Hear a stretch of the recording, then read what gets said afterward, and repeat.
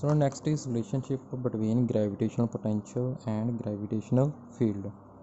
तो कहने दो पॉइंट कंसिडर करने ने A ਤੇ B, they are dr distance apart, dr distance ਇਹਨਾਂ ਦੇ ਵਿੱਚ ਹੈਗਾ। ਤੁਸੀਂ ਸਪੋਜ਼ ਕਰਨਾ ਹੈ ਕਿ ਗ੍ਰੈਵੀਟੇਸ਼ਨਲ ਫੀਲਡ ਇੰਟੈਂਸਿਟੀ, ਪਤਾ ਨਹੀਂ ਮੈਂ ਤੈਨੂੰ ਲਾਸਟ ਟਾਈਮ ਆਈ ਥਿੰਕ ਈ ਨਾਲ ਨੋਟ ਕੀਤਾ ਸੀ, ਉਹਨੂੰ ਚੈੱਕ ਕਰ ਲੈਣਾ ਈ ਨਾਲ ਨੋਟ ਕੀਤਾ ਮੈਂ ਕਿਹਾ ਈ ਨਾ ਕੀਤਾ ਗ੍ਰੈਵੀਟੇਸ਼ਨਲ ਫੀਲਡ ਇੰਟੈਂਸਿਟੀ। ਠੀਕ ਆ, ਅਸੀਂ ਲੈਟ ਕਰ ਲਿਆ ਕਿ ਇਹ ਕਿੱਧਰ ਦੀ ਡਾਇਰੈਕਸ਼ਨ ਹੈ ਕਿ A to B ਲੈਟ ਕੀਤਾ ਹੈ ਆਪਾਂ। ਠੀਕ ਆ, ਹੁਣ ਇਹ ਮੈਂ ਵਰਕ ਡਨ ਕਰਨਾ ਹਾਂ, ਇਹਨੂੰ ਮਾਸ B ਨੂੰ ਮਾਸ ਨੂੰ ਇਹਨੂੰ ਮੈਂ ਇਹਨੂੰ ਬੋਡੀ B ਨੂੰ A ਵੱਲ ਲੈ ਕੇ ਆਉਣਾ। ਠੀਕ ਆ, A 'ਤੇ ਲੈ ਕੇ ਆਉਣਾ। ਠੀਕ ਆ, ਠੀਕ ਆ। ਸਭ ਤੋਂ ਪਹਿਲਾਂ ਦੇਖੋ ਇਹਦੇ ਉੱਪਰ ਕਿੰਨੀ ਫੋਰਸ ਲੱਗ ਰਹੀ ਆ।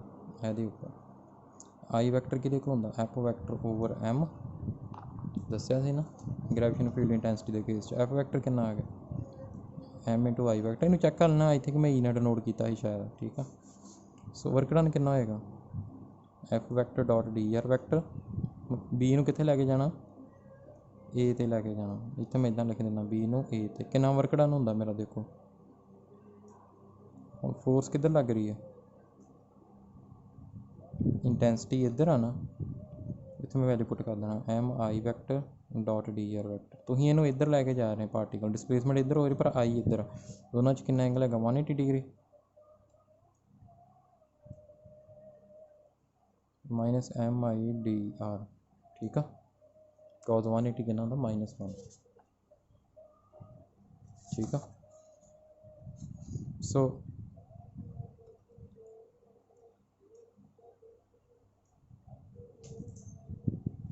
ਹੁਣ ਗ੍ਰੈਵੀਟੇਸ਼ਨਲ ਪੋਟੈਂਸ਼ੀਅਲ ਕਿੰਨਾ ਹੋਏਗਾ, ਉਹ ਵੀ ਸਮੋਲ ਹੋਏਗਾ। ਸਮੋਲ ਵਰਕ ਡਨ ਕੀਤਾ, ਇਹਨੂੰ ਲੈ ਕੇ ਆ ਰਹੇ ਨਾ ਇੱਧਰ, ਇਹਦਾ ਮਾਸ M ਹੀ। ਠੀਕ ਆ, ਸੋ ਇੱਥੇ ਪੁੱਟ ਕਰ ਦਿਓ ਇਹਦੀ value minus MI dr over M, M cancel, I ਕਿਹਦੇ ਕੋਲ ਆ ਗਿਆ ਮਾਈਨਸ dv ਓਵਰ dr ਦੇ ਕੋਲ ਆ ਗਿਆ। ਠੀਕ ਆ, ਸੋ ਕਿਹਦੇ 'ਚ ਰਿਲੇਸ਼ਨਸ਼ਿਪ ਆ ਗਿਆ,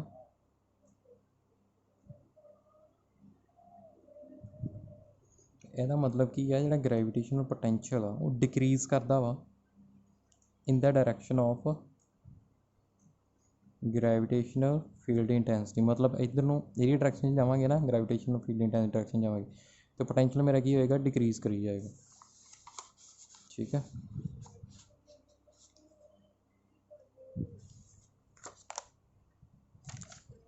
ਸੋ ਇਹਨੂੰ ਸਮਝ ਲੱਗ ਗਈ ਸਟੂਡੈਂਟ। ਸੋ ਇਹ ਹੈਗਾ ਤੁਹਾਡਾ gravitational relation between gravitational potential and gravitational field, ਜਾਂ ਉਹਨੂੰ ਕਹਿੰਦੇ ਨੇ ਗ੍ਰੈਵੀਟੇਸ਼ਨਲ ਫੀਲਡ ਇੰਟੈਂਸਿਟੀ ਵੀ ਕਹਿ ਦਿੰਦੇ ਆ। ਠੀਕ ਹੈ ਜੀ, center of gravity. So center of gravity of a body placed in a gravitational field is that point where net gravitational force of the field act। ਜਿਹੜਾ center of mass ਕੀਤਾ ਹੈ ਨਾ, ਜਿੱਥੇ ਬੋਡੀ ਦਾ ਸਾਰਾ ਮਾਸ ਕੰਸਨਟਰੇਟਡ ਹੁੰਦਾ। ਹੁਣ ਸੈਂਟਰ ਆਫ ਗ੍ਰੈਵਿਟੀ ਕੀ ਹੈ ਕਿ ਜਿਹੜੇ ਪੁਆਇੰਟ 'ਤੇ ਤੁਹਾਡੀ ਨੈਟ ਗ੍ਰੈਵੀਟੇਸ਼ਨਲ ਫੋਰਸ ਲੱਗ ਰਹੀ ਹੈ ਬੋਡੀ ਦੇ, ਉਹਨੂੰ ਕਹਿੰਦੇ ਸੀ ਗ੍ਰੈਵੀਟੇਸ਼ਨਲ ਸੈਂਟਰ ਆਫ ਗ੍ਰੈਵਿਟੀ, ਸੌਰੀ। ਠੀਕ ਹੈ ਜੀ, ਨੈਕਸਟ ਇੱਕ ਸੈਟਲਾਈਟ। ਸੈਟਲਾਈਟ ਤੁਹਾਨੂੰ ਪਤਾ ਹੀ ਆ, satellite is a body which is revolving continuously in an orbit around a comparatively much larger body. ਜਿਵੇਂ ਅਰਥ ਆ, ਸੈਟਲਾਈਟ ਹੈਗੇ ਨਾ ਆਪਣੇ, ਕਮਿਊਨੀਕੇਸ਼ਨ ਸੈਟਲਾਈਟ ਵਗੈਰਾ ਹੈਗੇ ਨੇ। ਠੀਕ ਹੈ, ਕਿ ਮੈਂ ਤੁਹਾਨੂੰ ਸੈਟਲਾਈਟ ਕਰਵਾਉਣੇ ਨੇ, ਕਿੰਨੇ ਤਰ੍ਹਾਂ ਦੇ ਹੁੰਦੇ ਨੇ ਸੈਟਲਾਈਟ। ਠੀਕ ਆ, ਨੈਕਸਟ ਕੀ ਹੈਗਾ ਦੇਖੋ, principal of launching A satellite. Satellite ਤੁਹਾਨੂੰ ਨੈਚੁਰਲ, ਆਰਟੀਫਿਸ਼ੀਅਲ ਸੈਟਲਾਈਟ ਤੁਹਾਨੂੰ ਪਤਾ ਕਿਹੜੇ ਹੁੰਦੇ ਆ। ਠੀਕ ਆ, ਨੈਕਸਟ ਹੈਗਾ principal of launching A satellite. ਆਪਾਂ ਸੈਟਲਾਈਟ ਕਿਵੇਂ ਲਾਂਚ ਕਰਦੇ ਹਾਂ, ਦੇਖੋ ਸਪੋਜ਼ ਇਹ ਤੁਹਾਡੀ ਅਰਥ ਸਰਫੇਸ ਆ, ਇਹ ਟਾਵਰ ਆ, ਬੜਾ ਉੱਚਾ ਟਾਵਰ ਆ। ਠੀਕ ਆ, ਅਰਥ ਦੇ ਕਾਫੀ ਮੈਂ ਹਾਈਟ ਆ, ਉਹਦੀ ਹਾਈਟ ਕਾਫੀ ਹੈਗੀ, ਮੈਂ ਉਹ ਕੰਸੀਡਰ ਕੀਤਾ। ਠੀਕ ਆ, ਹੁਣ ਇਹ ਤੋਂ ਮੈਂ ਬੋਡੀ ਨੂੰ ਪ੍ਰੋਜੈਕਟ ਕਰਨਾ ਕੀ ਆ, ਮੈਂ ਇਹਨੂੰ ਇਹ ਹੌਰੀਜੈਂਟਲੀ ਸੁੱਟਣਾ, ਸਿੱਧਾ ਹੌਰੀਜੈਂਟਲੀ। ਜੇ ਮੈਂ ਫਸਟ ਟਾਈਮ ਸੁੱਟਦਾ ਇੱਥੇ ਡਿੱਗੇਗਾ, ਸੈਕਿੰਡ ਟਾਈਮ ਹੋਰ ਹੌਰੀਜੈਂਟਲ ਸਪੀਡ ਨਾਲ ਸੁੱਟਦਾ ਇੱਥੇ ਡਿੱਗੇਗਾ, ਥਰਡ ਟਾਈਮ ਹੋਰ ਹੌਰੀਜੈਂਟਲ ਸਪੀਡ ਨਾਲ ਮੈਂ ਸੁੱਟਦਾ ਤਾਂ ਇੱਥੇ ਡਿੱਗੇਗਾ। ਅਤੇ ਇੱਕ ਸਪੀਡ ਆਏਗੀ ਜਿਹਦੇ ਨਾਲ ਇਹ ਵਾਪਸ ਅਰਥ ਦੇ ਸਰਫੇਸ 'ਤੇ ਨਹੀਂ ਆਏਗਾ। ਠੀਕ ਆ, ਬੋਡੀ ਉਸੇ ਤਰ੍ਹਾਂ ਹੀ ਸੈਟਲਾਈਟ ਨੂੰ ਆਪਾਂ ਲਾਂਚ ਕਰਦੇ ਹਾਂ ਹੌਰੀਜੈਂਟਲ ਵੈਲੋਸਿਟੀ ਨਾਲ। ਸੋ ਆਪਣੇ ਇਹ ਲਾਂਚਿੰਗ ਦਾ ਪ੍ਰਿੰਸੀਪਲ ਹੈਗਾ, ਸੈਟਲਾਈਟ ਨੂੰ ਇੰਜ ਲਾਂਚ ਕਰਦੇ। ਠੀਕ ਆ, ਇੱਥੇ ਪੜ੍ਹ ਲਓ ਭਾਵੇਂ consider a very high tower on the surface of Earth whose height is more than the height of Earth's atmosphere. Let the body be projected from top of this tower with some horizontal speed. The body will describe a parabolic path under the effect of gravity.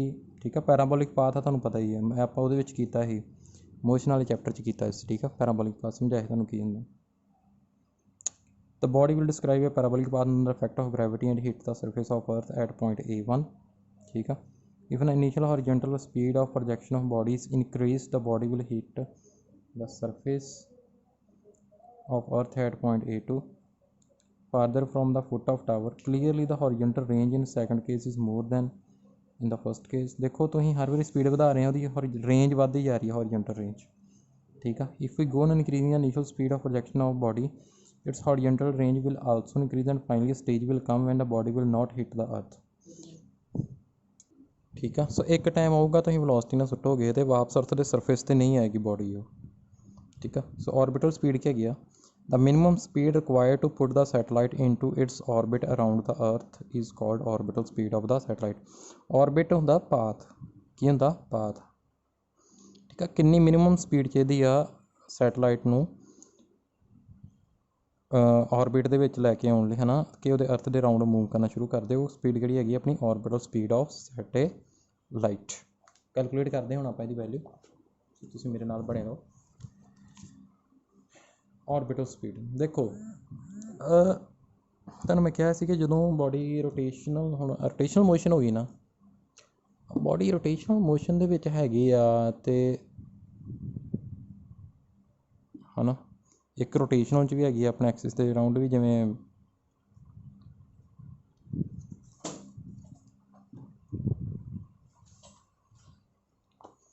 ਦੇਖੋ ਇਹ ਕਿਵੇਂ ਆ, ਤੁਹਾਨੂੰ ਕਿਹਾ ਸੀ ਨਾ, ਜਿਵੇਂ body ਇੱਦਾਂ move ਕਰ ਰਹੀ ਆ, ਕਦੋਂ ਮੂਵ ਕਰੇਗੀ ਉਹ? ਸਰਕੂਲਰ ਪਾਥ 'ਚ ਕਦੋਂ ਮੂਵ ਕਰੇਗੀ? ਜਿਵੇਂ ਇਹ ਆ ਸਰਕੂਲਰ ਪਾਥ 'ਚ ਕਦੋਂ ਮੂਵ ਕਰੇਗੀ? ਜਦੋਂ ਕੋਲ ਕਿਹੜੀ ਫੋਰਸ ਹੋਏਗੀ? ਸੈਂਟਰੀਪੀਟਲ ਫੋਰਸ। ਹੁਣ ਮੈਂ ਤੁਹਾਨੂੰ ਇਹ ਵੀ ਦੱਸਿਆ ਗ੍ਰੈਵੀਟੇਸ਼ਨ ਵਾਲੇ ਚੈਪਟਰ 'ਚ ਕਿ ਪਹਿਲਾਂ ਵੀ ਦੱਸ ਚੁੱਕਾ ਸੈਂਟਰੀਪੀਟਲ ਫੋਰਸ ਇਹ ਕੇਸ। ਹੁਣ ਜਿਵੇਂ ਆ ਸੈਟਲਾਈਟ ਮੂਵ ਕਰ ਰਿਹਾ ਅਰਥ ਦੇ ਰਾਊਂਡ, ਸੈਂਟਰੀਪੀਟਲ ਫੋਰਸ ਕੌਣ ਪ੍ਰੋਵਾਈਡ ਕਰਦਾ? ਗ੍ਰੈਵੀਟੇਸ਼ਨਲ ਫੋਰਸ। ਗ੍ਰੈਵੀਟੇਸ਼ਨਲ ਫੋਰਸ। ਸੋ ਸੈਟਲਾਈਟ ਆ, ਉਹਦਾ ਮਾਸ ਕਿੰਨਾ ਹੈਗਾ? m, small m। ਇਹਦੀ ਸੈਂਟਰੀਪੀਟਲ ਫੋਰਸ ਕਿੰਨੀ ਹੋਊਗੀ? mv²/r, ਜਿੰਨੀ ਵੈਲੋਸਿਟੀ ਨਾਲ ਮੂਵ ਕਰ ਰਿਹਾ, ਜਿੰਨਾ ਡਿਸਟੈਂਸ ਆ ਆਰਬਿਟ ਦਾ, ਜਿੰਨਾ ਰੇਡੀਅਸ ਆ ਜਿਹਦੇ 'ਚ ਮੂਵ ਕਰ ਰਿਹਾ।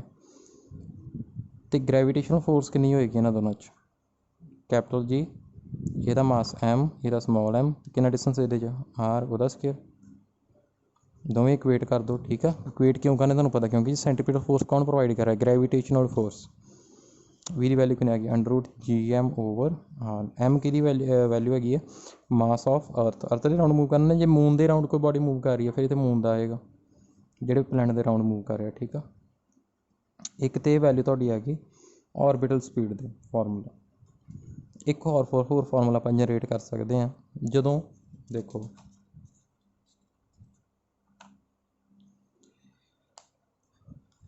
ਇਹ ਵੈਲਿਊ ਕੀਤੀ ਨਾ, ਮੈਂ ਤੁਹਾਨੂੰ ਸਮਾਲ ਜੀ ਦੀ ਵੈਲਿਊ ਕਰਵਾਈ ਸੀ, gm/r square. Capital G capital M ਕਿਹਦੇ ਕੋਲ ਆ ਗਿਆ? g/r²।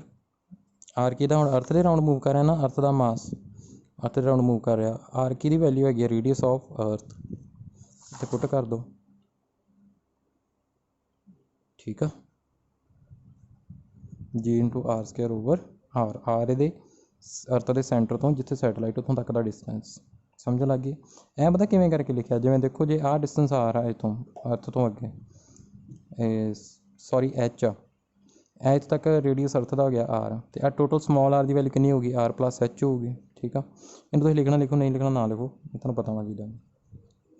ਸੋ ਆਰਬਿਟਲ ਸਪੀਡ ਕੀ ਹੈਗੀ ਆ? It is independent of mass of the satellite.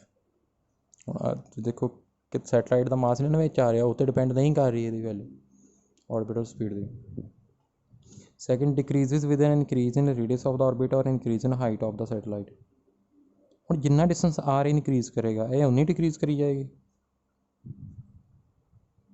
ਠੀਕ ਆ, depend upon the mass and radius of planet. Mass ਅਤੇ ਰੇਡੀਅਸ ਪਲੈਨਟ ਦੇ, ਹਾਂ ਡੈਫੀਨੇਟਲੀ ਡਿਪੈਂਡ ਕਰਦੀ ਆ, ਫਾਰਮੂਲਾ ਤੁਹਾਨੂੰ ਪਤਾ ਲੱਗ ਰਿਹਾ।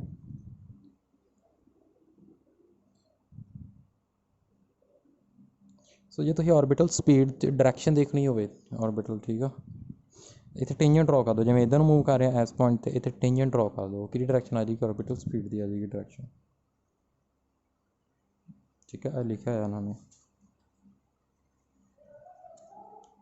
तो जो बड़ा क्लोज है अर्थ दे उदों आर कि इक्वल होएगा, अर्थ दे रेडियस दे इक्वल होएगा, अर्थ दे रेडियस दे इक्वल होएगा ना। आर कटेगा क्या गया √g r। सो अर्थ वास्ते ऑर्बिटल स्पीड कितनी हैगी आ, जी की वैल्यू पता अपना 9.8, आर की वैल्यू कितनी 6.4 × 10⁻6 ਜਾਂ 6400 किलोमीटर होंगे, मीटर चेंज करके इतना आ गया कितना आ गया 7.92। इनू तुम किलोमीटर चेंज मीटर पर ही रखो, तुम मीटर पर सैकेंड आ गया।